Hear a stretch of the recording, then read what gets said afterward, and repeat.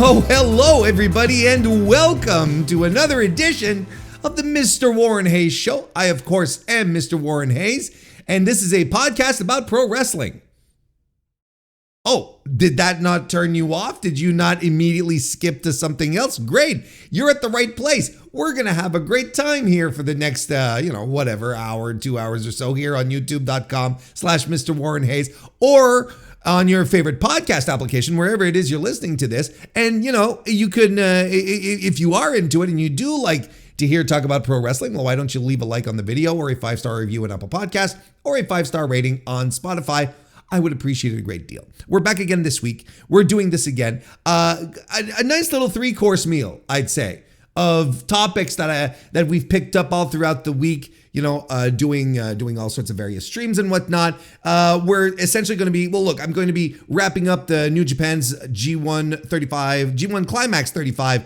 That just came to a close a couple of days ago. So I've got some final thoughts on that. We're going to talk about WWE continuing their counterprogramming nonsense, and lots of reports coming together with the TNA being, getting a media deal or being sold or whatnot, and the true nature of their relationship with WWE. We're all going to put this all together, try and give some analysis in regards to all of that. So I'll be here doing that just for you. So I appreciate you being here. Thank you very much. Let's get right to it.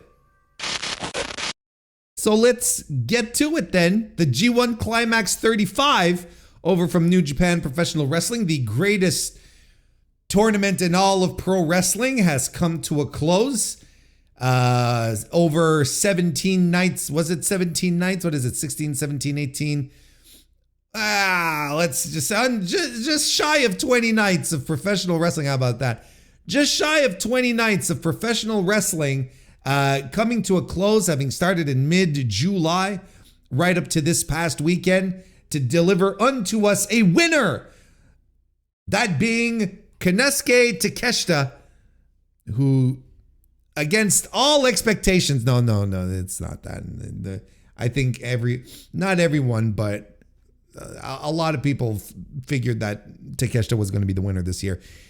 He went right ahead and confirmed all odds. I don't know what I'm talking about.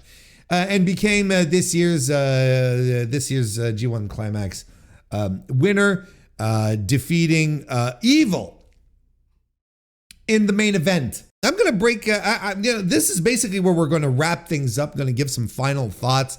Might as well start with the match itself. Might as well just go straight in with my thoughts on the final. I thought it rocked, actually. I thought the main event was quite good.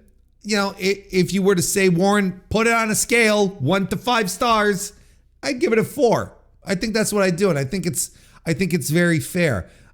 We could not avoid the nonsense from the House of Torture early on. They did do us a solid, though, where they did the nonsense at first, sort of squeezed it all in at the beginning, and then eventually you had Zack Sabre Jr. show up to get rid of Red Narita, if I'm not mistaken. And then the rest of the House of Torture was dispatched via the participation of some young lions, right? Who were all, I guess the story here is that the young lions didn't, they're not standing for all of this, and they wanted to, all throughout the tournament, they were interfering on behalf of the baby faces that were fighting the House of Torture. Not all the time, but some of the time. And then they all dragged them out to the back so we can have a proper 1v1 main event. And look, I thought it was particularly good. I think I probably would have gone higher if they had decided to just stick to delivering a really solid, really exciting pro wrestling match. But like I said, they had to do, the gimmickry at first, and that just takes it away. You know, because the G1 is supposed to be like it's meant to be a representation, I guess, of, you know, everything that's great about the sport of pro wrestling, right? The sport aspect of it, where you want to see, you know, the peak of athletic prowess fighting for the honors of getting a shot at the prestigious world IWGP World Championship in the Tokyo Dome. And look, I don't know what Evil was doing there. The thing is that he's a good brawler. He's a very good brawler, but he never gets to, or he never wants to. I don't know exactly what the story is there, but never gets to really flex that muscle. So when this happens once every 5 years, like today or this weekend, then we're all sort of shocked and we're taken aback. And we're like, yo, you know, Takagi Watanabe, right? Wasn't that?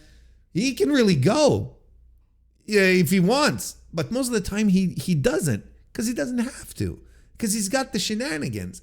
He can just coast right through it. So, if, you know, at some point, you're a smart guy.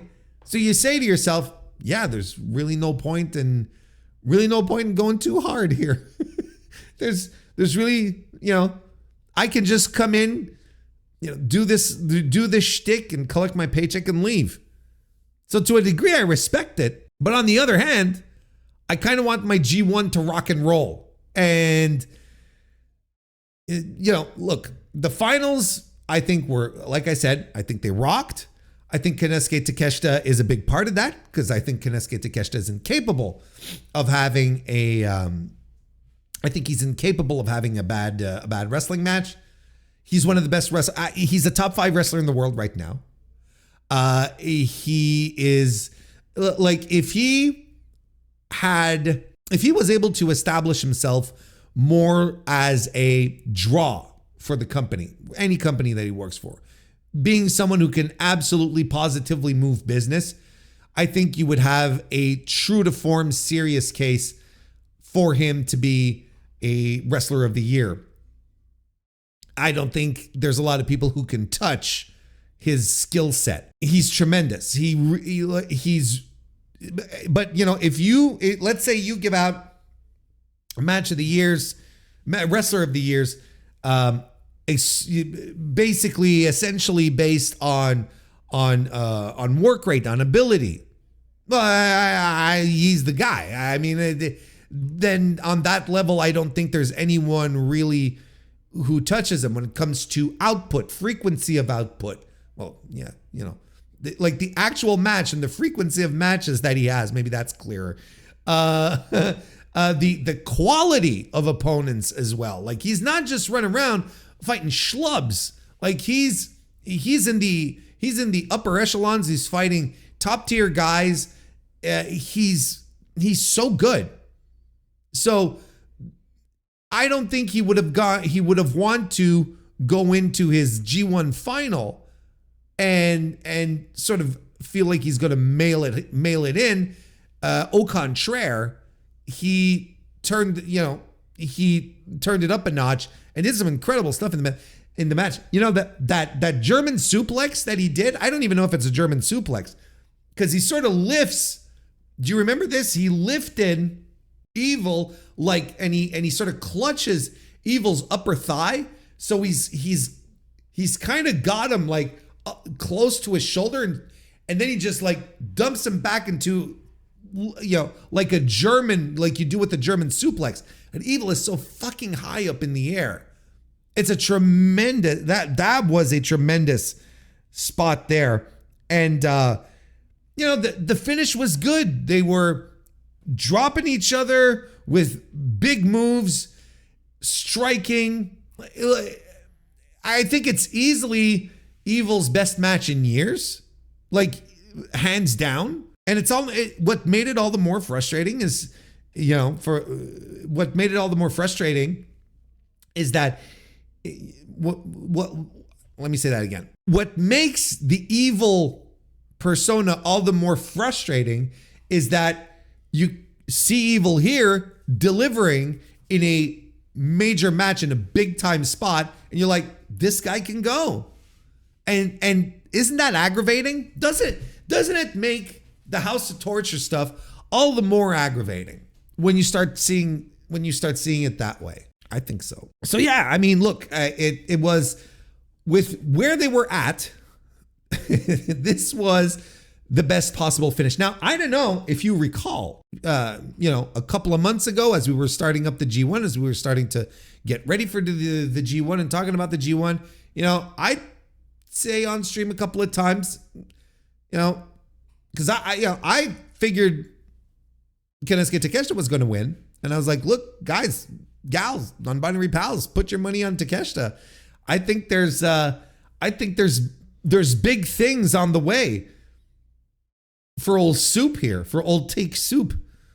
I think there's big time stuff on the way. So, don't want to toot my own horn too much, but I kind of told you so.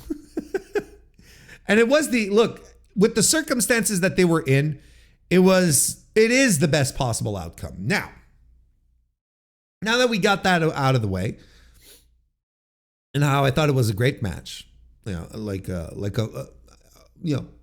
match that rocked, that everyone should be happy with, everyone should be proud of.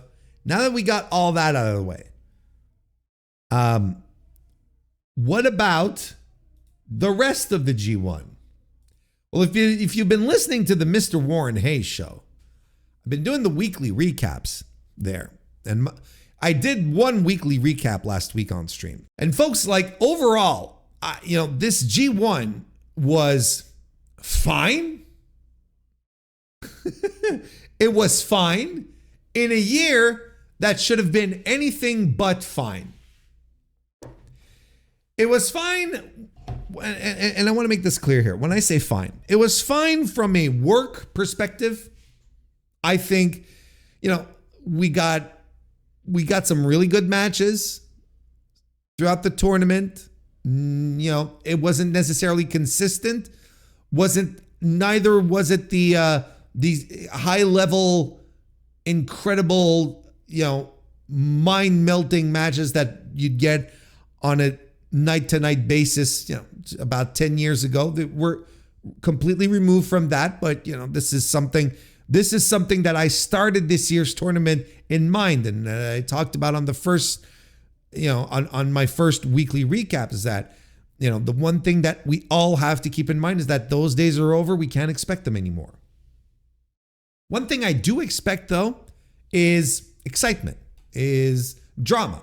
And if you're not going to have your guys go out there and steal the show with every match, you've at least got to give us something to latch on to. You at least have to give us something to really get excited about.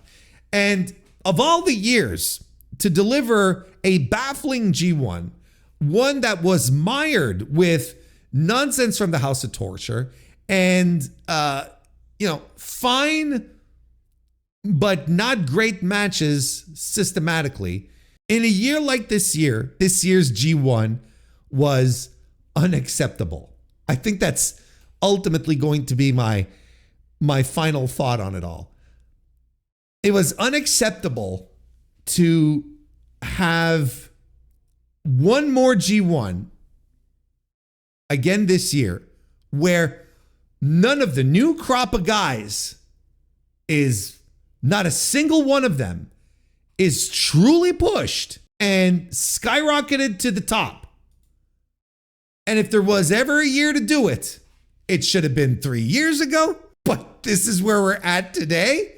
And it should have been done in the year where Tetsuya Naito is gone, where Hiroshi Tanahashi is retiring on January, where Kazuchika Okada and Will Ospreay are gone, where there are no stars left in the company. You would have thought this is the year that they were going to do it. Now, I've covered the G1 daily, except this year, for vacation reasons. Just, what do you want? But I covered the G1 daily for the past, for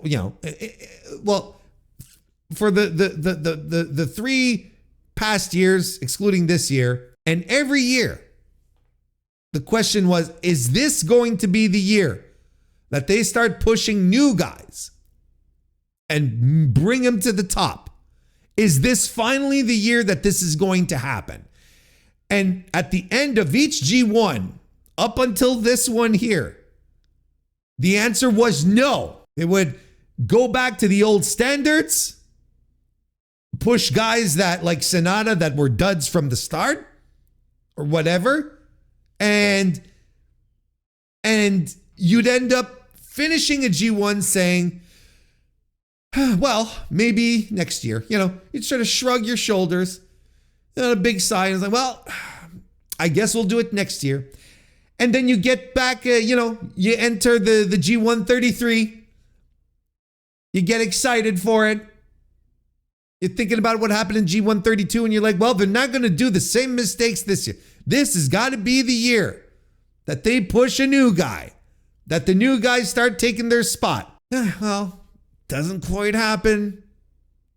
So maybe next year.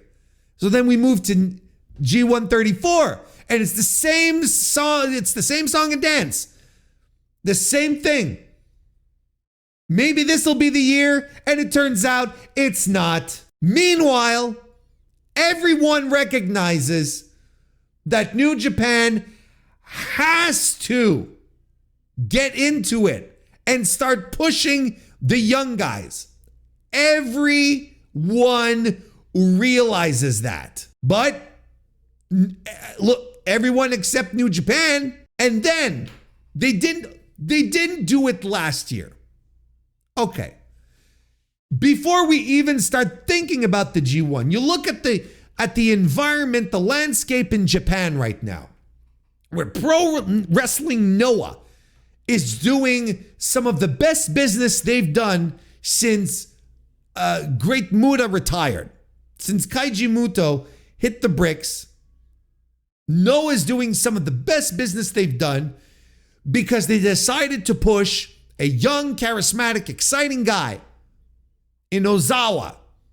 And it is demonstrable, we can show without a doubt that Ozawa is a draw. And the company feels exciting. The company feels fresh. In the meantime, New Japan's sister promotion, Stardom, is having a phenomenal year as well. They are, and what are they doing? They're pushing their new talent. They lost Tom Nakano. They lost Mayu Iwatani. But you couldn't tell, looking at how successful the promotion is. It is on a roll. Biggest attendances in the history of the company since Hatman is gone, and they've decided to push a young, unknown commodity, well, not unknown, but unproven commodity in Saya Kamitani to the top, which has been doing wonders for business, for excitement. The promotion feels young, exciting, fresh. This is all happening before we get to the G1. Everyone who observes pro wrestling in Japan is looking at what's happening outside of New Japan. We're saying, look at what would happen potentially to New Japan if they just decided to go with their new guys, just one of them, or maybe all of them, but push one of them. Look at what would happen. Look what the market is ripe and fresh for this. Go do it. So we're all crossing our fingers for the G1. Not just crossing our fingers. Hang on a second. We're saying to ourselves, there is no logical explanation that could be brought forth to make sense of New Japan not pushing any of their new guys, any of the new generation. There's no reasonable explanation you could make when other promotions in Japan are doing that and it's working. Plus, New Japan has no more stars. The old standards that they've been sticking up for and defending since the mid-2010s, they're all gone or just about to leave. You need your new stars more than ever. So what happens here at the end? They push Evil, which is complete nonsense, and give the win to Konosuke Takeshita, who is one of my favorite wrestlers currently. If you can't tell, he is one of my current favorite pro wrestlers on earth. And even I recognize that it doesn't make sense, despite the fact that he's probably only one of the only young guys, because he's young, just turned 30. He's probably just one of those who understands what it means and is capable of working on an extremely high level and get that big match out of himself and the person he's wrestling. Because Shota Umino sure can't do it. We haven't seen Ryohei Oiwa have an opportunity to do it. We haven't seen Yuya Uemura do it. Can Yota Tsuji do it? He's good. I don't know if he can be that good. Gabe Kidd, well, look, sucks for Gabe that he had to forfeit his tournament, but he's the only one that makes sense, and that's depressing. This is a guy who has 3 contracts. He's got 3 contracts. He wrestles for 3 different companies, and I can pretty much guarantee that one of the 3 promotions he's working for is paying him a lot more. So there's a fair chance that he's like, yeah, you know what? Push comes to shove. If I have to choose, I'm going to go where the money is. There's a fair chance. But that's what you got in your finals. Not one of the anointed 3. Not Ryohei Oiwa, nor Yuya Uemura, nor Gabe Kidd. None of the homegrown talent that they are bringing up. And I want to make something clear. I don't have a problem I don't have an inherent problem with Konosuke Takeshita winning the G1. Some people are upset about it. Some people think it's weird. I think, you know what? He's a contracted guy.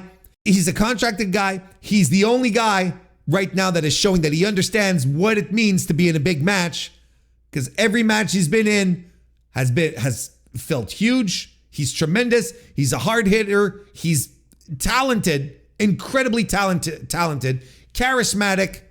Put him in the dome. I'm completely okay with that. I am 100% okay with that. Has always been my stance.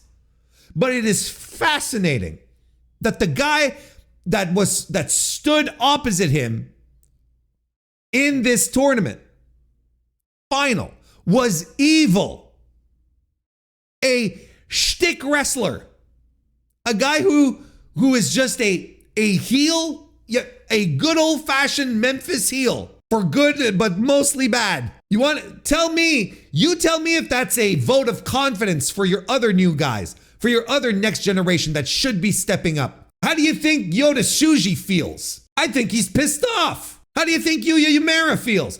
I think he's pissed off. How do you think Shota Umino feels? Shota just shows up for work. I don't think he really cares. But look, Gabe Kidd was 100% upset. For sure. It's not his fault. Got injured, didn't get cleared, forfeited. It sucks. You don't think that these guys backstage are like, motherfucker, what the fuck is this? Okay, so you want to give the title to the Takeshita guy, but you're not putting any of us in the final? You're letting Evil go through? It's mind-blowing. And then the entire booking of the tournament, on top of that, makes it all more egregious. Because in both tournaments, you had parody booking happening. Both blocks were just just had these big blobs of ties. Like 6 guys at 8 points and 4 guys at 8 points and 3 guys at 6 or whatever the fuck, right? Like everyone always just like within arm's reach of everyone else. No one guy in either block where you designate and he just goes, rips through people. No, for some reason, Gato thinks this makes for compelling viewing in a tournament. For some reason, he thinks this is exciting. No, people want to get behind guys. They don't want this parody bullshit where everyone is just like in these blobs and you're like, I don't know what to latch on to. There's no drama. There's no drama in parody booking. And then everything finishes and, oh, well, the guys who qualified just were 2 points over the other guys. That's not exciting. That's not cool. It's kind of lame. I said it before. When you do, look, they had 3 spots, right? Per block moving forward. You had number 1 who gets the bye, and then number 2 and number 3. Both blocks, your story is who, you book one guy in each block, to dominate and get the bye. And then your other story is, someone sneaking in to clinch the number 3 spot. Those are your stories. Those are your real top stories that are exciting and fun that you can sink your teeth into. And it helps the guys you want to push set themselves apart from the pack. But right now, let me just check out a note here real quickly. You see, in B block, with the final standings, okay, you're saying, this is the final, all right. You're saying in B block, you have guys. You're telling me that Shingo Takagi is as good as, Yoshihashi or Drilla Maloney or, El Fantasma. Those guys are all on the same level. You're going to tell me that in A block, which is worse, that Ryohei Oiwa, who has had 8 points, is on the same level as Yoshihashi because he had 8 points too. Callum Newman had 8 points. All the same. Sonata at 8 points.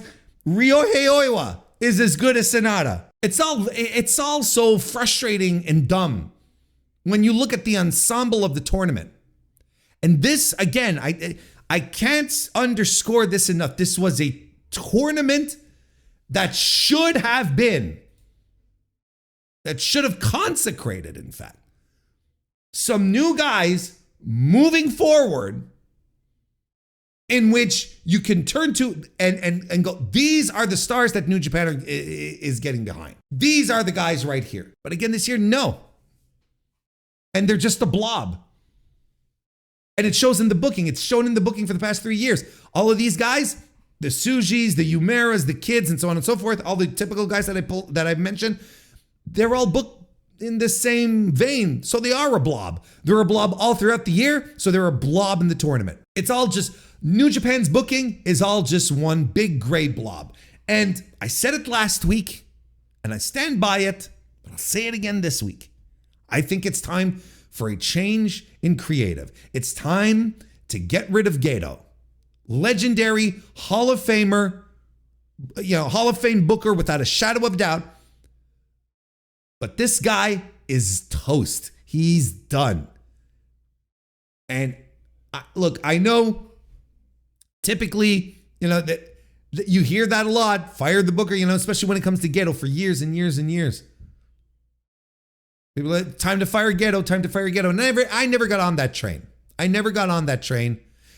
But I'm on it now. I'm sitting comfortably in a lovely passenger car. One that has one of these beds for overnight trips. Just fantastic. Kind of like the Orient Express type deal. It's one of those trains. Lovely train. Very comfortable on it. I don't know why anyone has any faith in him.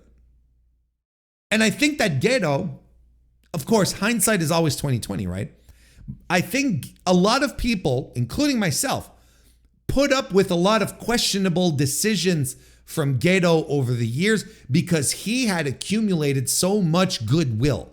And one of his signatures was, look at all these questionable decisions he's making, but then they would pay off into something that would just blow your mind and go, oh shit, I see what he was, now we see what he was doing. But this has been going on for 3 to 4 years. Some people would argue more. I'm gonna keep it at that. This has been going on for 3 to 4 years of Gedo just doing this gray blob booking where New Japan doesn't feel interesting, doesn't feel special. There's no drama. There's no emotional connection. It's just gray blob booking. And that's what we're going to call it moving forward. Because this is the era of gray blob booking. There's nothing standing out. There's nothing exciting. Thank God some of these guys, once they hit the ring, they want to deliver big matches, but I don't know why they would. Even for themselves, there's nothing to clasp onto. There's nothing exciting. And a lot of these guys, these younger, hungrier guys, believe me, they see what's going on. They understand what's going on. A guy like Gabe Kidd, who is in Tony Khan's crosshairs right now, couldn't blame him for a second if he hit the eject button to get the hell out of Dodge and head over to AEW, where the grass is obviously greener and he'll be making more money. I'm not saying he will. Gabe Kidd likes to scream into a microphone that, he is the defender of New Japan Pro Wrestling, that he's there to stick up for it, make it great. I wish the booker felt as passionate as you did. So again, I think that it's time for Gedo to step away. And I don't even think he needs to be embarrassed about what he successfully did in New Japan for well over a decade. He saw New Japan through some of its most lucrative and acclaimed years. But I think he's hit his ceiling, and he and all of his minions, all of those who, whoever works on, with him, this committee, whatever, they all got to hit the bricks. Because I'm going to tell you, here's something that maybe some people don't want to hear at the same time. Here's something that maybe people don't want to hear, is that this first year of President Hiroshi Tanahashi, not exactly a gleaming, fantastic year. Not exactly something that he can hang his hat on at the end of the year. And I'm not just talking about creative. I'm talking about business-wise as well. Not exactly the turnaround a lot of people were thinking that he was going to do. So to wrap it up, to wrap up this segment, I think the G1 Climax 35 overall was the perfect encapsulation of what New Japan Pro Wrestling has been for years now. Uninspired, lacking complete forward thinking, an amorphous gray blob of booking. I think that's what it was. Good. Not saying there weren't any good matches. There were great matches throughout the tournament. They were sprinkled here and there, but an amorphous gray blob that doesn't make you feel anything and that just completely baffles you. Completely, utterly baffles you.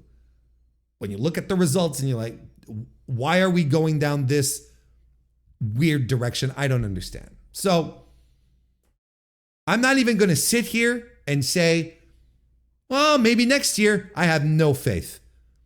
As long as Gedo's in charge, I have no faith of any change, of anything significant happening. And besides, it's too late. This is something they should have done years ago. New Japan is not doing great business. I said I was going to wrap it up, but I have another train of thought here.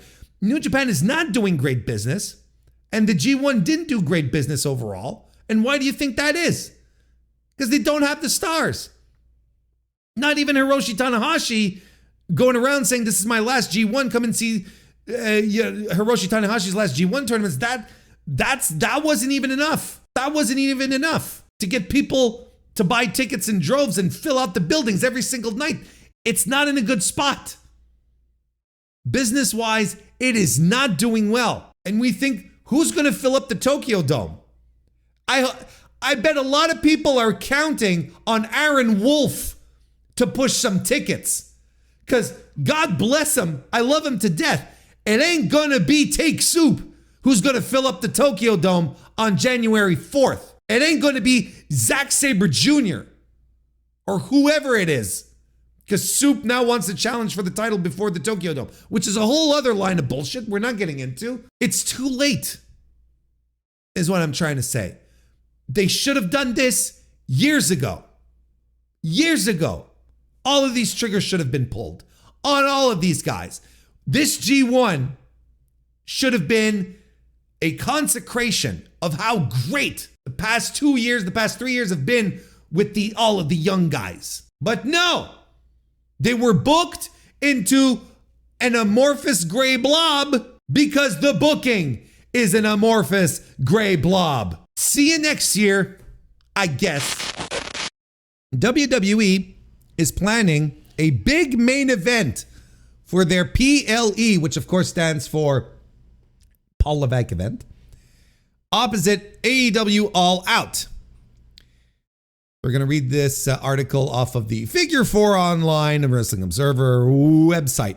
Yesterday, meaning August 11, as this article was written on the 12th, and today's the 14th.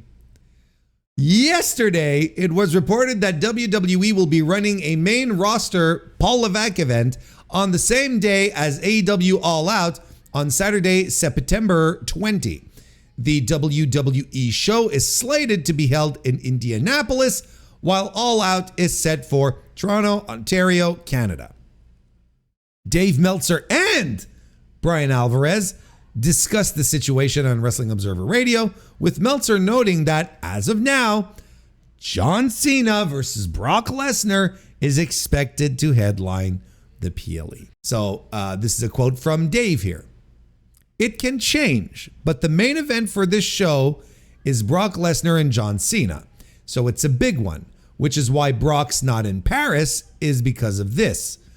They wanted him for this show, not for the Paris show, and that's where Logan Paul got the gig.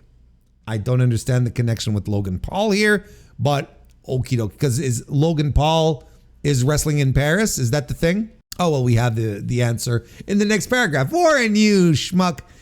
Cena versus Paul is happening at WWE Clash in Paris on August 31st in advance of this September PLE.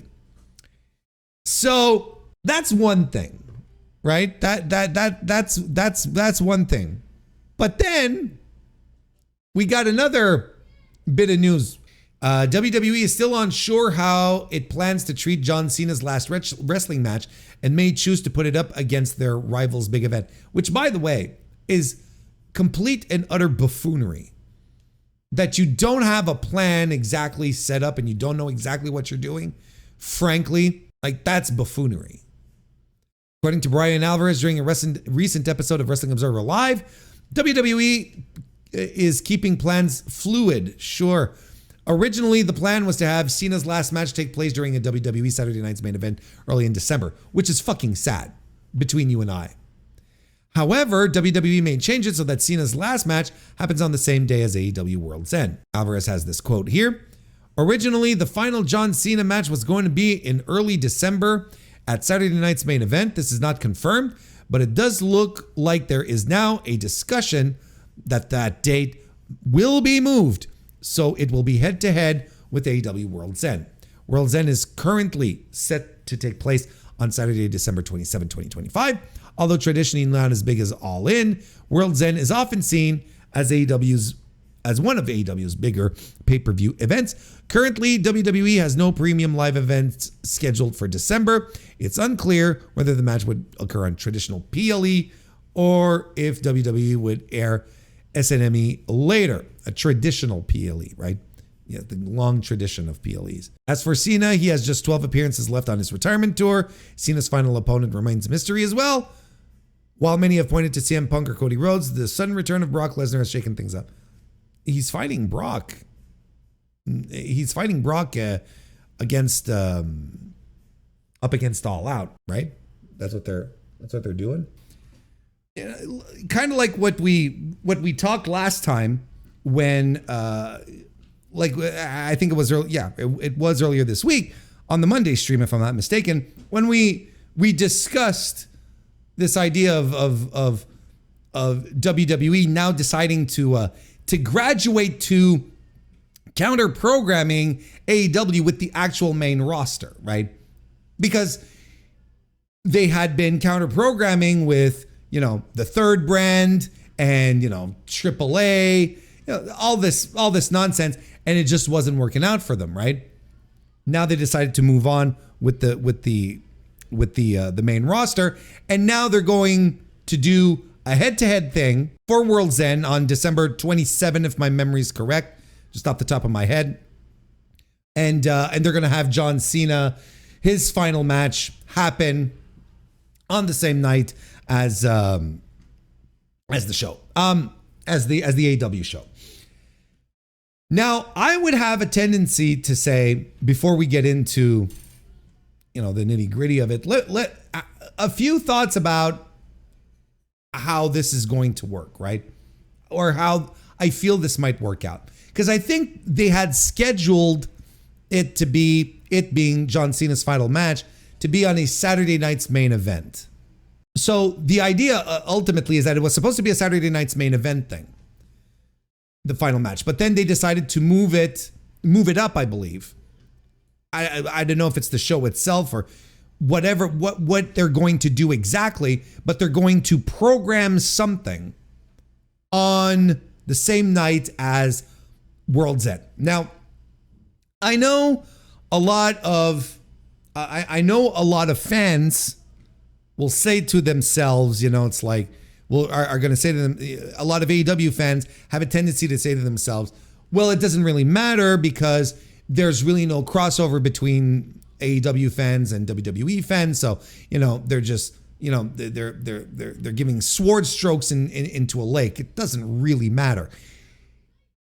But I have a tendency to disagree on two fronts. First of all, we have the data. We have seen this multiple times in the past. Whenever WWE airs a PLE on Saturday nights, AEW Collision takes a hit, ratings-wise. It happens often, and it's observable, it's quantifiable, it's there. That's why when there are big things being set up on a Saturday, whether it's football or even WWE doing some stuff or basketball or whatever, Warner Bros. Prefers to move Collision to the Thursday night, which turns out does a pretty good rating on the Thursdays as well. For Collision, of course. They do quite well. So I have a tendency to disagree that it wouldn't do anything. There is crossover. We've seen the data. The data is there. It's observable. So I wouldn't be as bold or arrogant as to just poo-poo this away and say, nah, AEW fans don't watch WWE.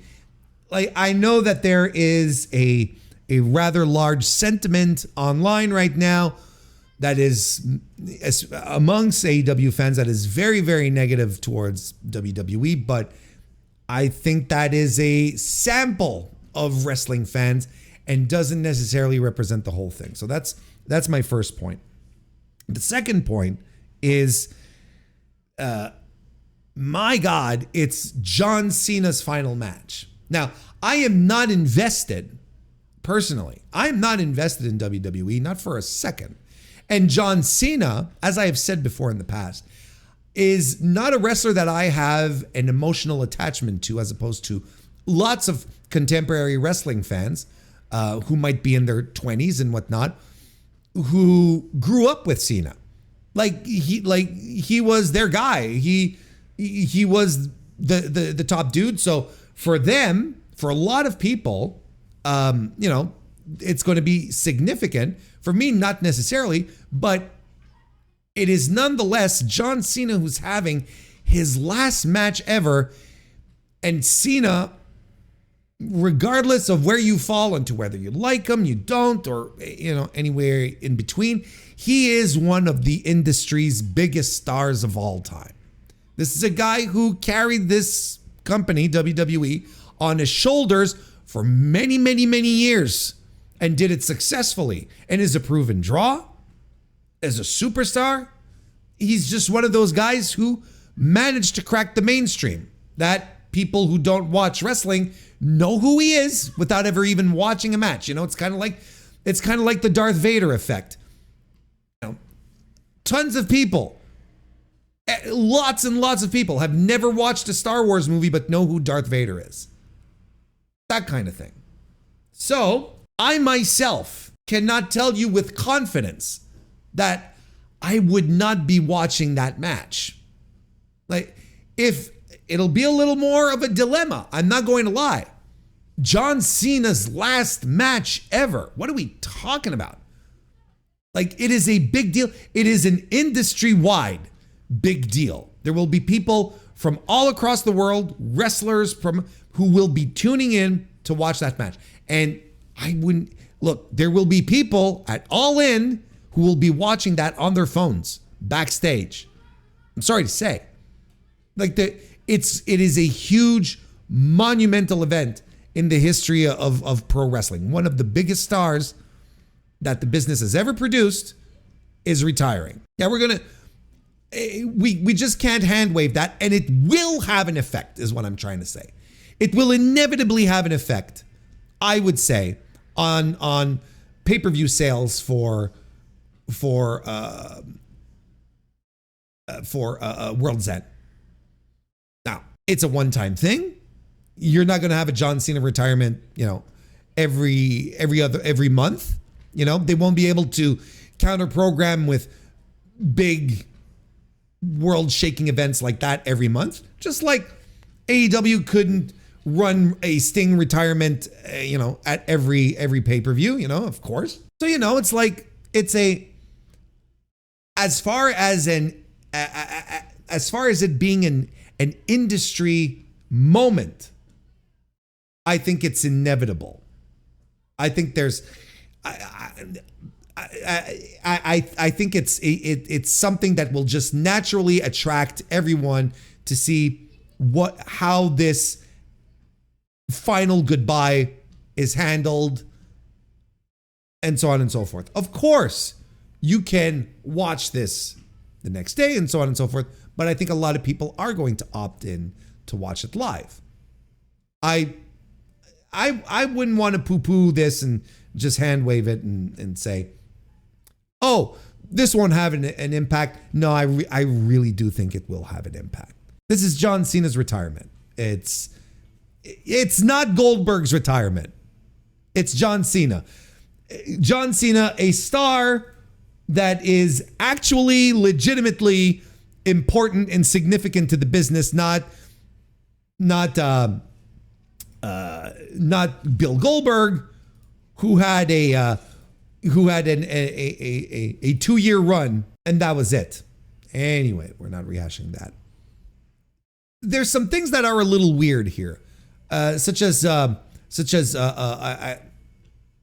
think it was Pedro, right, who pointed out in the chat here that from what we understand, typically on Peacock on Saturday nights, there's an NFL football game.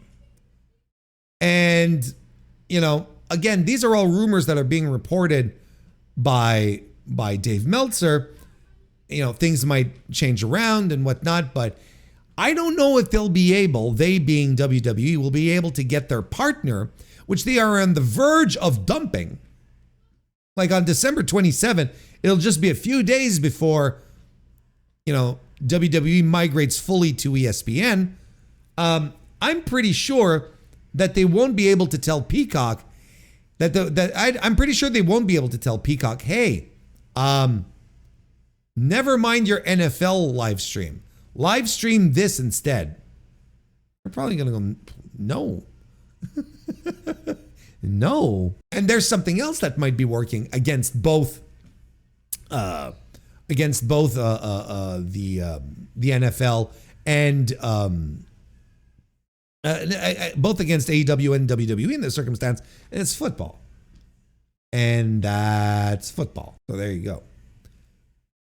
So as it stands right now, if they want to counter-program against AEW,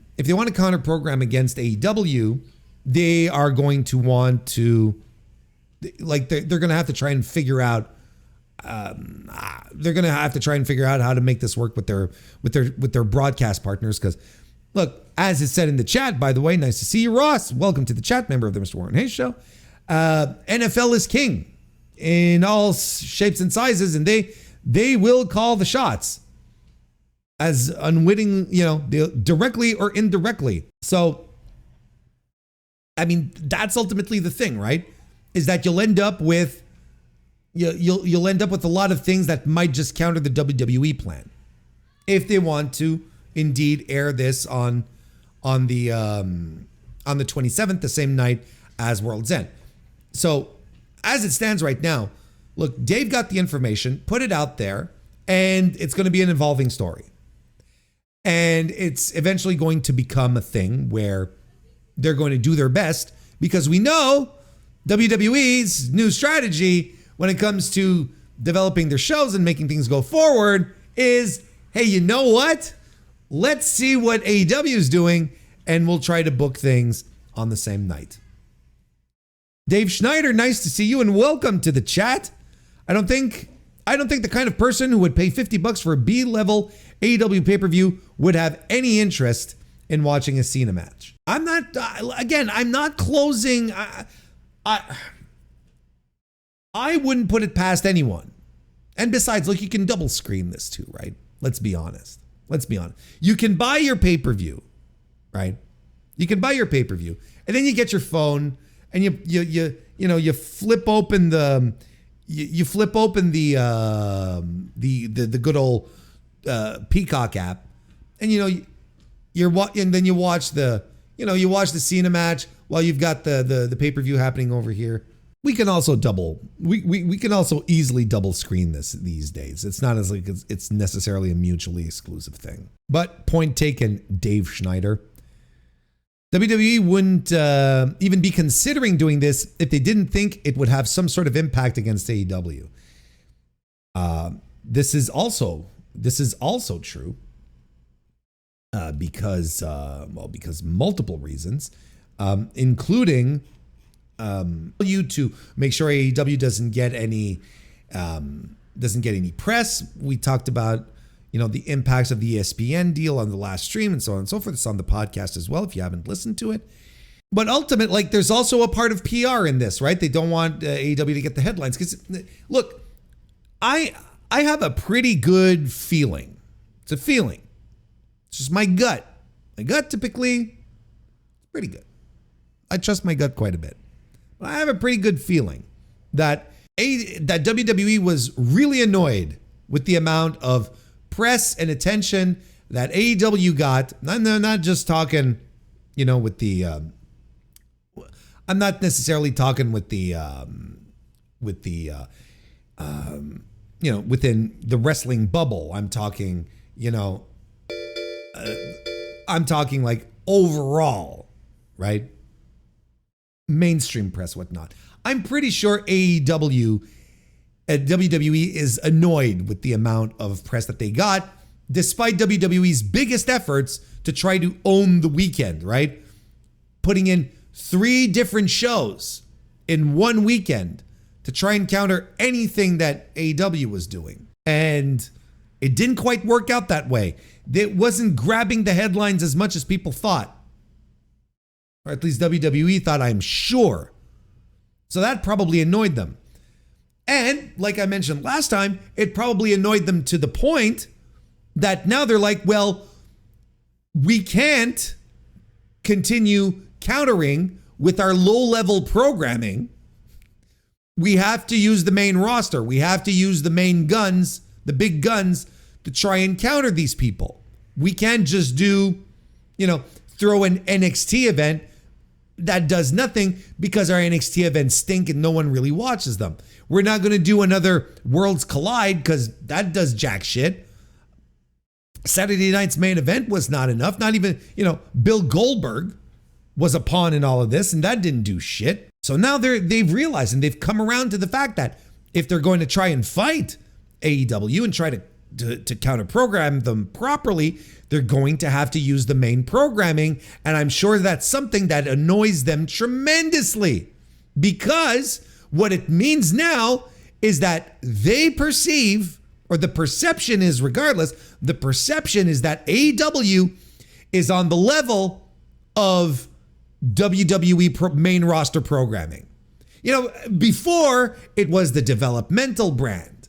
It was, it was the developmental brand. It's AAA, all of these smaller brands who already within their own hierarchy don't live up to the to main roster standards, right? So it turns out that once we get to so it turns out when we look at everything that's been that they've been doing, all of the things with the lower brand that they hoped AEW would remain, the perception that AEW would stay on that level, right? Not the top tier superstar level, just the bottom, the secondary tier, the third tier. That's where in their mind AEW belongs. That's where they should stay for perception reasons. Now, this is kind of a WWE admitting that AEW is on their level, and I'm sure they hate that. I'm sure they absolutely despise that. There's no way they're into this.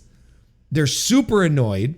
If WWE wants to counter-program, All Out with Brock versus Cena, let them go for it. And there will be other shows down the road. There will be other things. And the sad part is exactly what they're doing is that they're just putting shows together. They're just doing things without necessarily thinking about their best interests, their brand. These are very arrogant moves that are being pulled, and one could imagine that eventually it'll get tired and old, and people will start seeing through it, and it might backfire. But I have trouble seeing how and when. At least not now anyway. Like, there's no way right now that you can that you can see a path where this is absolutely going to backfire. As long as WWE has an audience as big as they have right now, that just gobbles up everything that they get shoveled, it's fine. WWE can keep doing whatever they want. I'm not concerned I'm not concerned about AEW faltering or failing or whatnot. I think between watching Brock and Cena and All Out, I think AEW fans are gonna pick their choice to watch. They're gonna make their choice to watch to watch All Out. I don't even think that'll be in question. I just think like something as massive as John Cena's retirement match, I think that might be a little different. But again, it's a one-time thing. It's a one-time thing. They won't be able to replicate that. And AEW will move on, and it'll be fine, and everyone will be happy, and WWE will continue counter-programming, and it might just end up being kind of sad. It might just end up being really, really kind of sad. Lots of information that's been moving around. Lots of stuff being dropped here and there regarding WWE's relation. Why don't we start there? We'll start there first and foremost. We're going to start with WWE's current relationship with TNA, right? As you know, it's like there's been look, we know what we remember at the start of the year they put out a press release saying that they that they both promotions are going to be working together and there's going to be a talent exchange and whatnot, and it was still very, very vague. Now, through a bunch of reports coming from Dave Meltzer, I believe Post Wrestling, I believe Sports Illustrated, like there's a bunch of things that are all coalescing. So this is going to be like a mishmash of all that information. But WWE has a relationship with TNA that's patterned off of its past deals that it's had with previous European groups, right? So essentially crossover talent, right? So we can exchange talent. We can send some of our coveted WWE talent over to your promotion. Back in the day, there was supplying footage for the WWE network that obviously is not necessarily relevant today. And most importantly, WWE having an option, I should say, to purchase the promotion. In this case, TNA, and with the right of first refusal if a buyer comes forward. So essentially, WWE has given the equivalent of a promise ring to TNA, as it did with Progress and OTT and so on and so forth back in the day. And there was the European things, but you can even look to North America with Evolve back in the day, as well as those kinds of things. And these indie promotions, just as some background, the indie promotions back in the day, they were to supply content for the network, right? Because the network always needed like new eyeballs, new subscriptions and whatnot. And it turned out that the addition of Progress on the WWE network and so on and so forth, it didn't attract any new subscribers, ended up being a money-losing deal. So, in a lot of circumstances, the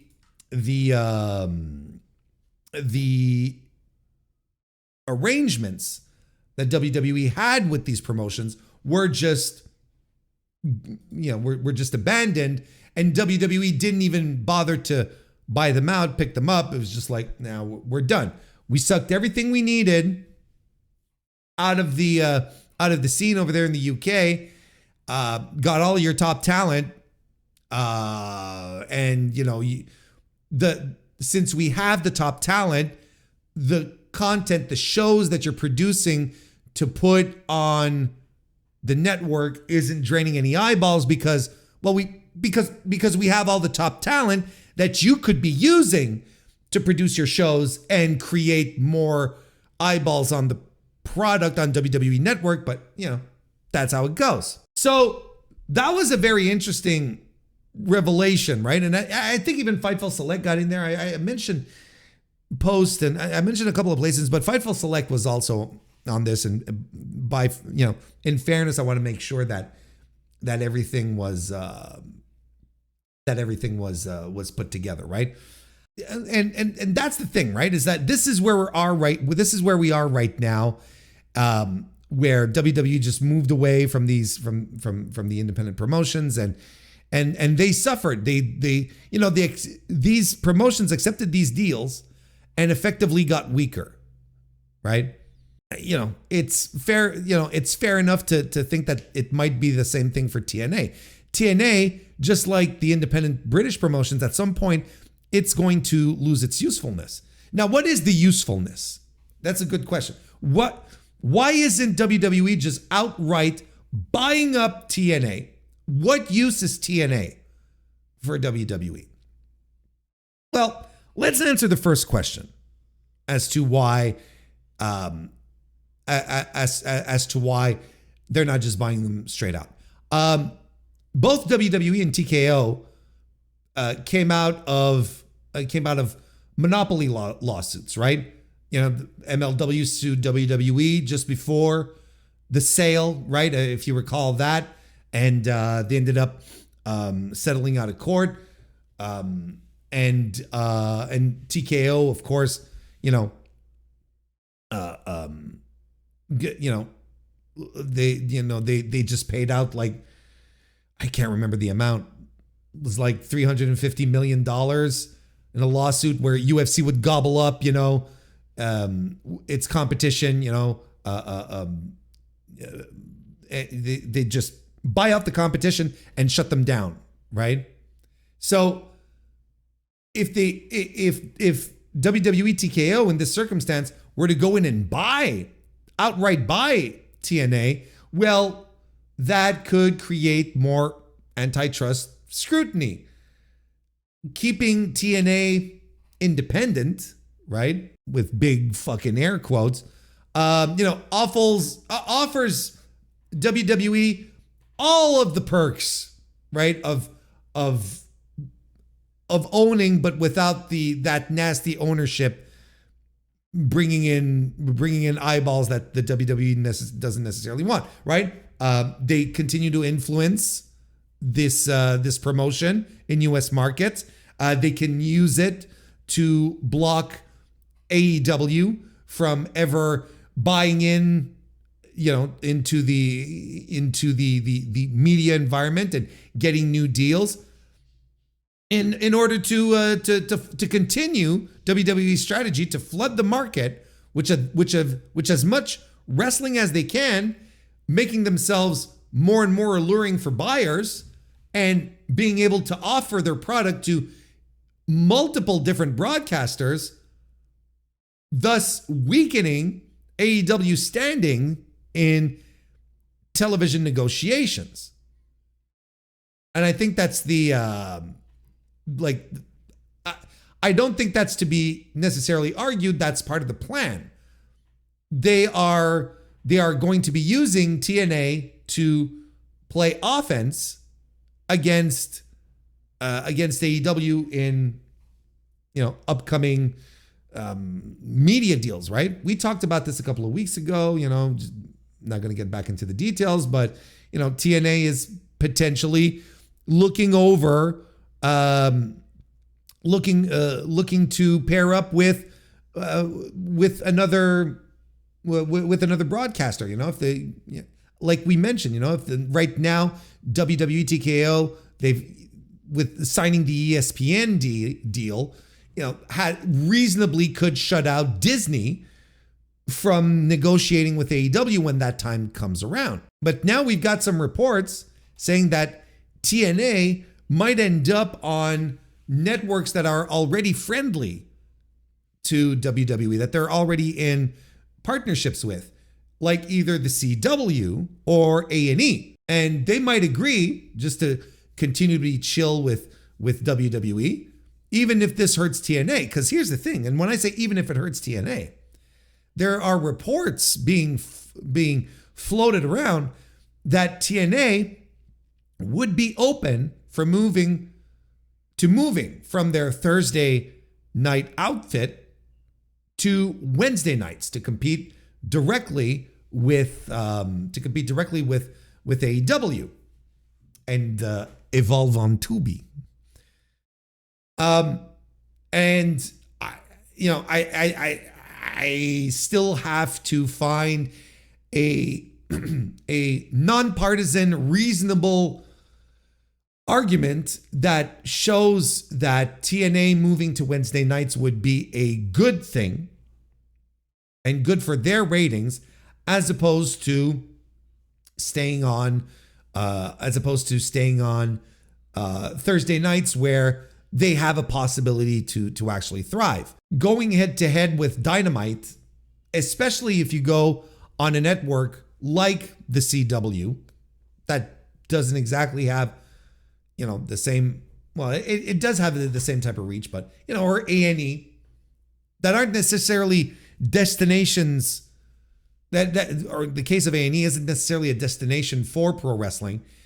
I think that would be something that would not necessarily impact AEW all that much and would just end up making TNA look bad. I failed to see what the right strategy here would be. Keeping them on Thursday night which has always been TNA's, well, not always, but for the longest time now, has been TNA's destination. Their fans are used to it. Plus, there's no other wrestling going on Thursday nights. That would be a sign that WWE has interest in having that company grow. But if the plan is to turn around and say, go head to head with Dynamite, I think the big picture here is that WWE is not interested in growing TNA and more interested in using TNA to hurt AEW, to just be its pawn in its war against AEW and trying to harm it in every way possible, like the counter programming and so on and so forth. And that's extremely that has the potential to be problematic. Now, I don't want to, start flipping tables and saying, okay, that's it, we're done, because it hasn't happened yet. I don't think there's any point in getting upset over something that hasn't happened yet. But these are the reports that are going around. TNA, the reality right now is that it looks stronger thanks to WWE's involvement. It looks stronger than it has in years. Carlos Silva, right? The TNA guy says, buzz and momentum, are good, and they're key. It's key leverage in the talks that they get. And, their attendance for Slammiversary was really good. And I think they're for Bound for Glory, they're looking to even get a bigger attendance for that pay-per-view. And these are all great signs for them. And it helps attract attention. And look, WWE is helping out. WWE is absolutely helping out in that regard. But the problem is they're essentially just being used as a tool. No matter what they get out of this upcoming media deal, even if it's only $10 million a year, let's say, even if it's only $10 million a year, well, it's $10 million more than what they have, what they're getting right now with Anthem, which is nothing. Anthem is not paying them to be on Anthem's networks. It's more like Anthem is using them to create content for their networks, and and keeping everything in house so they don't have to license content out or whatever. They just they own their own content factory, which is a wrestling promotion. So they're like, this is cool. We can absolutely use this.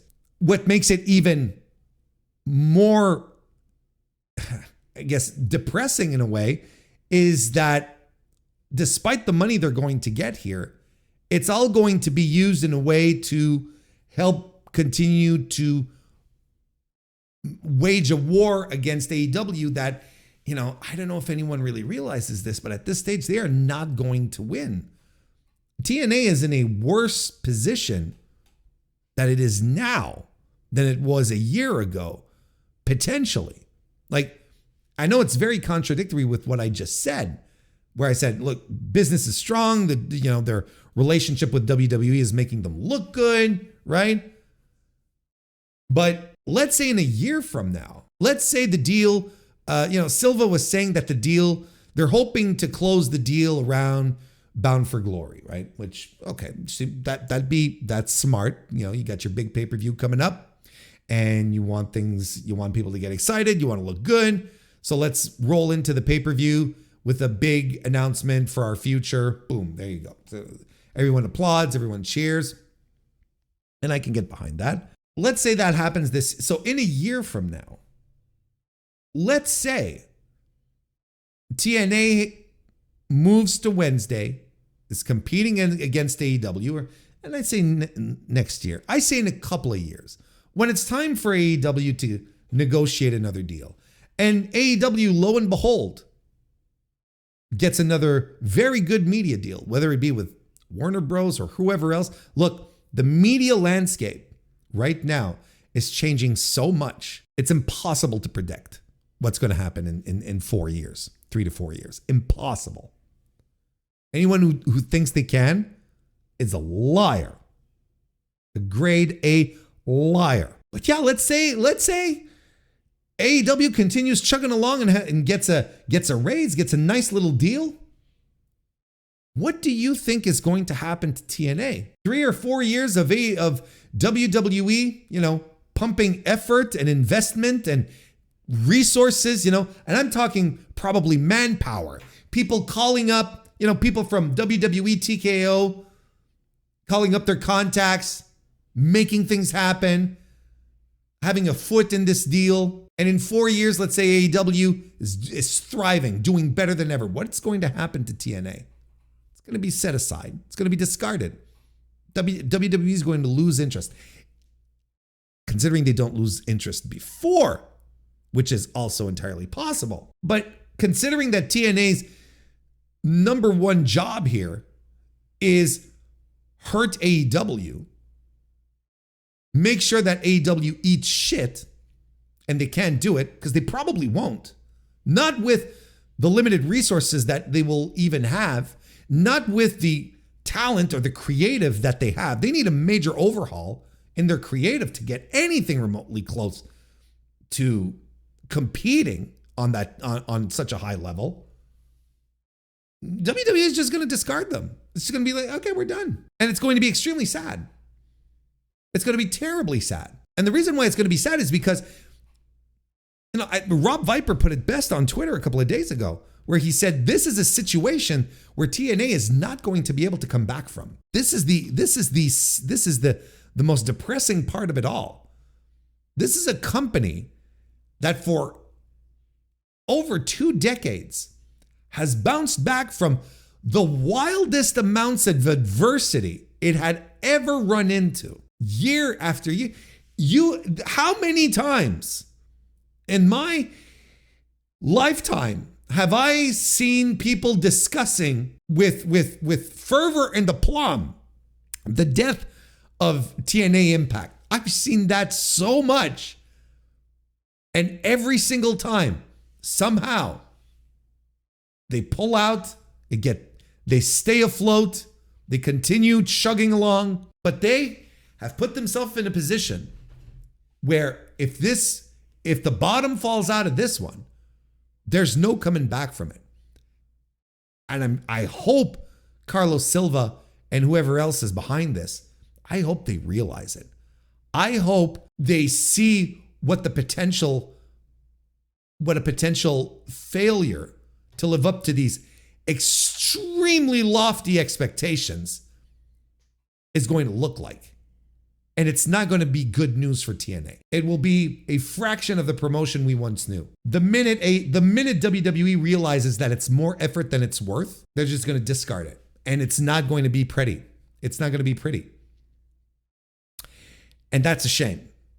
And if you're a longtime TNA fan, I know there's some out there that this is the company that you're invested in and whatnot. You should be upset.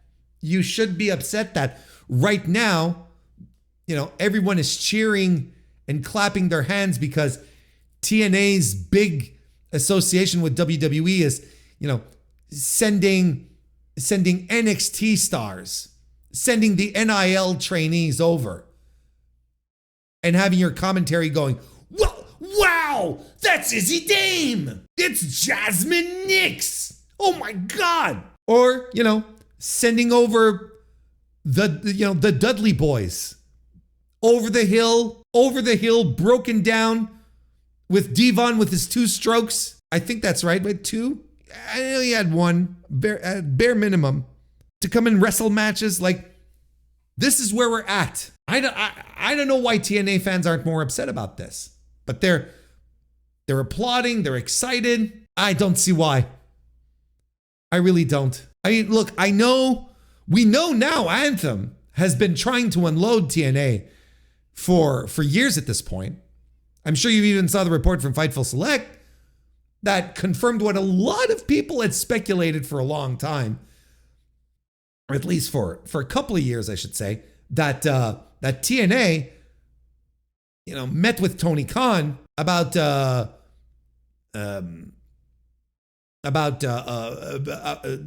approach Tony Khan to see if there was any interest in buying TNA. He said, nah.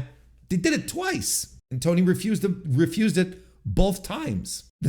Ultimately, like, these executives really don't care. They don't give a shit. They really don't care about whether or not, they really don't care about the history of TNA or what this deal might or might not do. Anthem wants it off the books.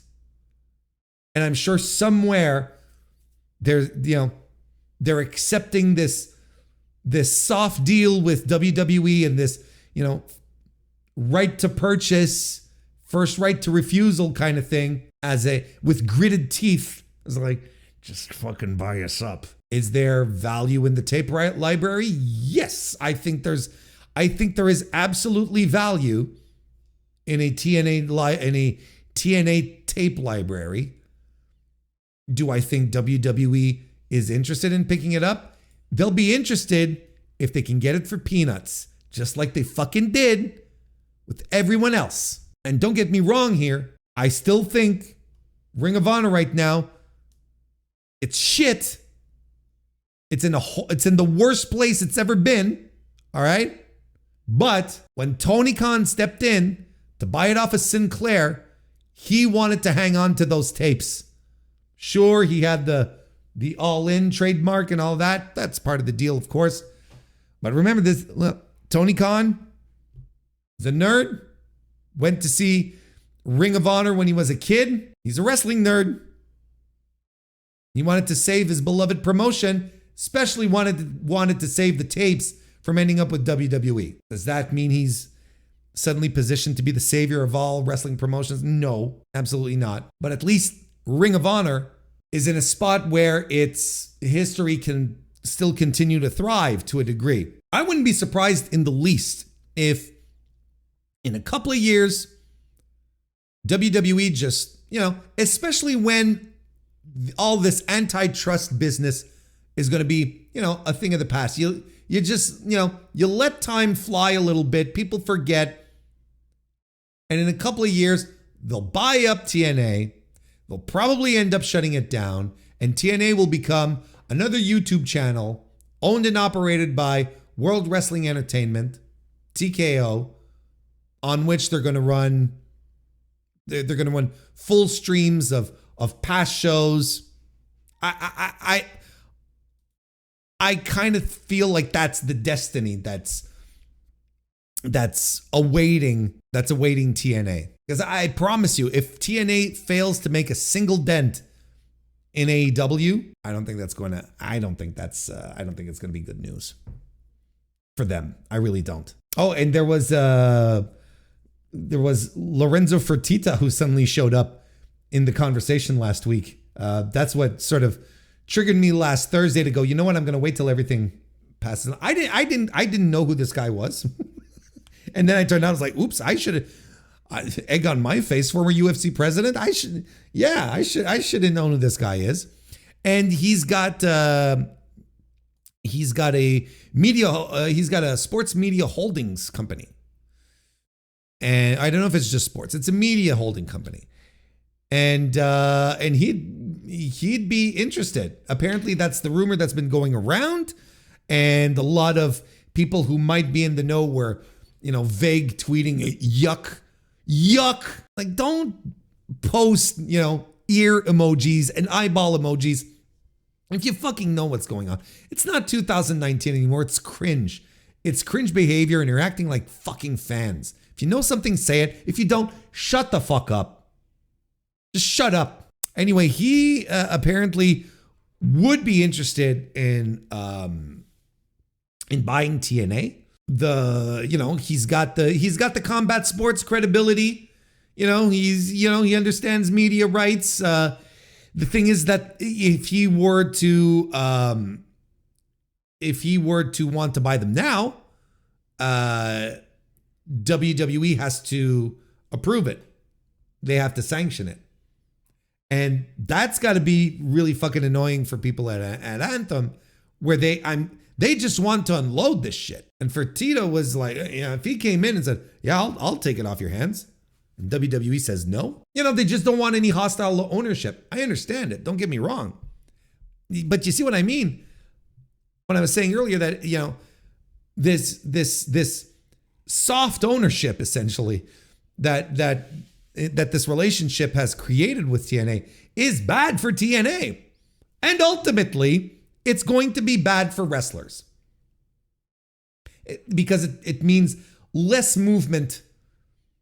You already see it, right? You already see it where the people now appearing on TNA are WWE cast-offs, are people who used to wrestle in WWE. They used to wrestle in WWE. Now they're wrestling in TNA, and it's great because WWE still has access to these people. They're still under the umbrella, but it's TNA that's footing the bill, and they're being paid much less. So here's the other thing. If WWE were to ever rehire, let's say, a Cedric Alexander, well, they would start negotiations on his TNA floor, not his former WWE salary floor, which I would assume was much bigger than the TNA floor. And especially since Cedric clearly doesn't have any interest from AEW, he's a guy who has no leverage, so he would have to accept being lowballed if he were ever to go back up to WWE. Which leads me to my last point here, because the last point is the most crucial here. Why is WWE doing this? Well, there is the idea of hurting AEW, but I think that is I think WWE right now is obsessed with AEW. I think they're obsessed with the WrestlePalooza shit, and then moving John Cena's final match to the Night of World's End and all that stuff. They're obsessed with AEW right now. So I think there is a bit of their strategy that includes buying TNA and doing all of this because they want to hurt AEW as much as possible. Yes, but why do that? Just to keep them out. It's essentially to hurt AEW as much as possible, hopefully knock them out of the business, because for WWE, it is not a good environment to have a competitor, to have someone who can compete with the salaries that they offer their talent. Not just about bidding wars, not just because, let's say, big free agent comes up and AEW has the funds to negotiate a contract with WWE. Have the good old-fashioned talent war. Not just because of that, but just the talent that WWE has indoors. The TKO modus operandi is lowball your talent all the way. Do not pay them what they're worth. That's why UFC was able to fuck with all of its fighters for so long, because they bought out every other place to go work at. They were the only game in town.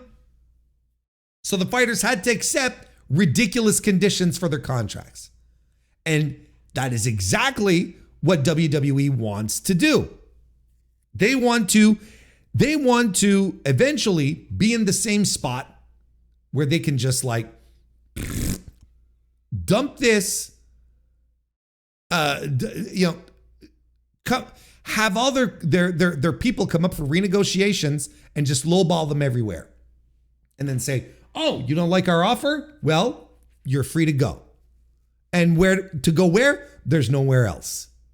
There's nowhere else for you to go because AEW is gone. And that is the thing, I am convinced, is the thing that is sticking in their craw the most. that TKO has to pay out competitive salaries as opposed to being the market leader and doing whatever the hell they want and paying whatever the hell they want, which makes situations like Stephanie Vicaire and Mariah May all the more egregious, where they flat out accepted a lower contract because they're like, this is the place I want to be. They flat out accepted it, completely killing their leverage for years to come. And that's what WWE is going to do with their talent moving forward. They're going to start lowballing the talent that they don't feel is worth the contracts. Look, if you want to believe the rumors of Karrion Kross, and I promise this is all we're talking about when it comes to Karrion Kross. I've told you this is a Karrion Kross free zone here. But just as an example, if what he said was true, where he received his new contract, and in his words basically said, I looked at the numbers and they surprised me, and I asked them to give me the rationale behind these numbers and they wouldn't. That means that WWE sent him the contract, lowballed him, went under whatever his rate was, and he was like, well, fuck this shit. I just want to know why you're paying me this much. So they're already starting to lowball contracts with wrestlers coming up. And their attitude is 100% going to be, well, if AEW isn't around, they're going to drive these negotiations into the dirt.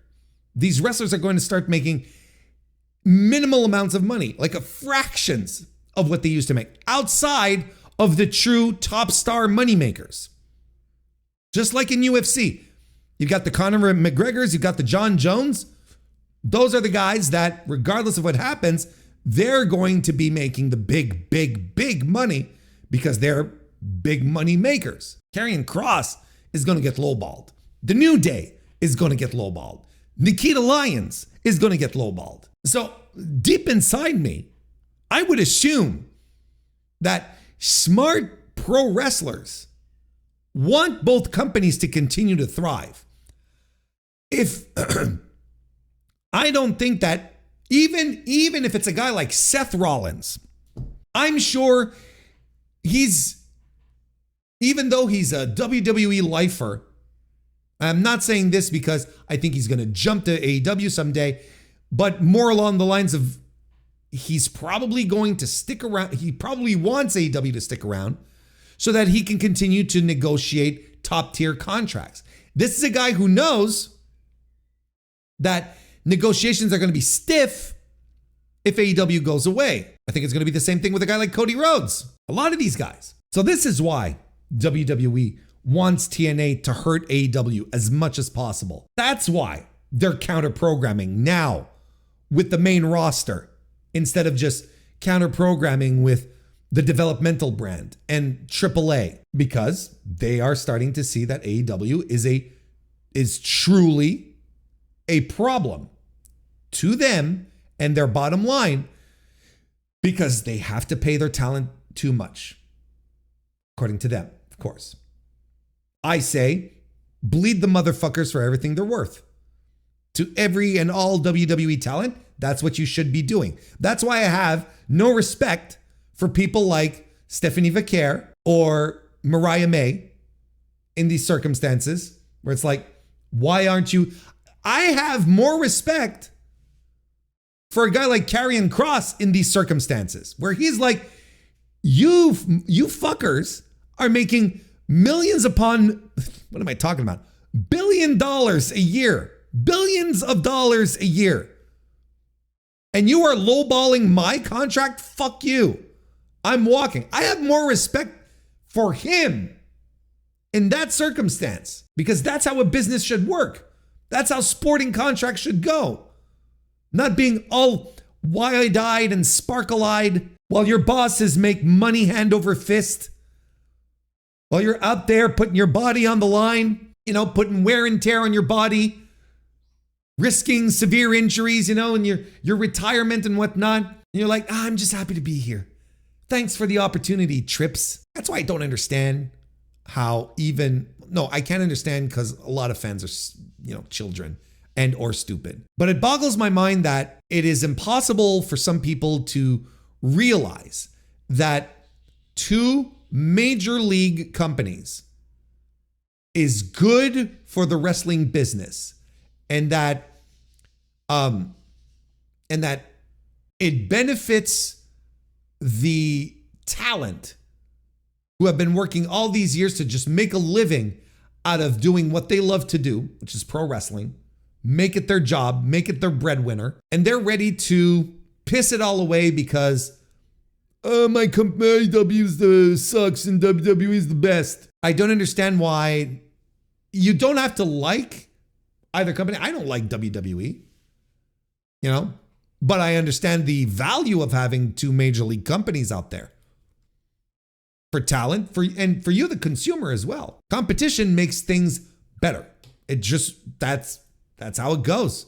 Makes things better for everyone, except for executives, for owners. And that is a small percentage of the people who are impacted in a successful, healthy, professional wrestling world.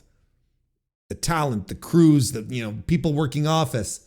These are all people who benefit from having a competitive environment. And those are hundreds, thousands upon thousands of people. I don't know why people don't see that. Again, a lot of people are children. A lot of people are dumb. There's grown-ass influencers out there who readily will say, perpetuate lies and bullshit about AEW just so that their guys will stay on top, but they never really realize how, and we'll say, AEW shouldn't be on TV, doesn't deserve to go on, and don't realize how good it is to have a thriving environment like this. So that's TNA's destiny. And it's a shame. Whenever this deal comes through, I can only hope that there's some incredible reversal of fortune. Look, it's pro wrestling. It's unpredictable. You never know what's going to happen. But as Rob Viper noted, this is a situation that TNA will not be able to lift itself out of if it goes south. I think the minute that they sign a media deal and that they move to a Wednesday night to compete against AEW, I think the death clock just jumped forward 11 hours. Sorry to say. I hope not, because I think that in a healthy pro wrestling ecosystem, a healthy, functional, independent TNA is essential. It's a great place for wrestlers who can't quite stay on the main on the main scene, can still go hone their craft, make a salary, and extend their career. If they're up in age or whatnot, I think it's still a good place for that. Might not be for long. And that about wraps it up for another edition of the Mr. Warren Hayes Show. Thank you, everyone, for joining me today. If you haven't already, the likes, the reviews, the ratings, you can all think of that now that everything is done, and this is all you have to do, right? That's all that's left for you to do. You've got nothing left on your agenda today, so you can go right ahead and do that. I will be back tomorrow, Thursday, for another AEW Dynamite review right here on the podcast. So be sure to look out for that. We will be having a Forbidden Door review later this week. For most of you listening to the podcast here, it will be available next week, next Wednesday, on the next edition of the podcast. I've said next many times here, but if you are a member of the Mr. Warren Hayes Show channel, you will get early access to that. So, might want to think of that over on youtube.com/Mr. Warren Hayes. Show a little support and get that in the meantime. So that's tremendous. Otherwise, listen, all that's left for me to do is to wish you a great rest of your week. Thank you very much for listening. Go watch some Randy Orton and get back to me, and I'll see you next time.